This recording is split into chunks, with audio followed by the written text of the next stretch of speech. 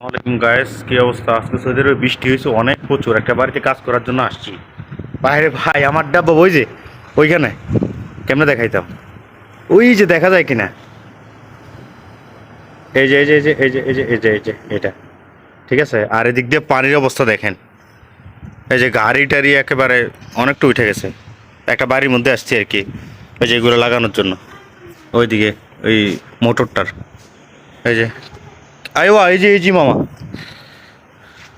এই যে কি পরিমাণ পানি হয়েছে।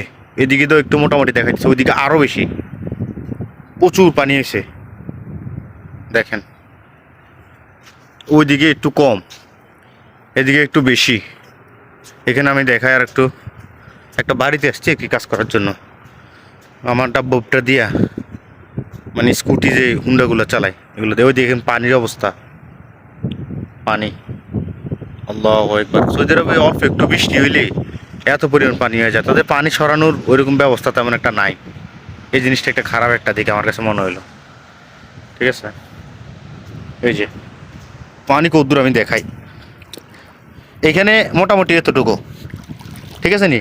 ওইদিকে আরো বেশি, ওইদিকে আরো বেশি, এই হলো অবস্থা।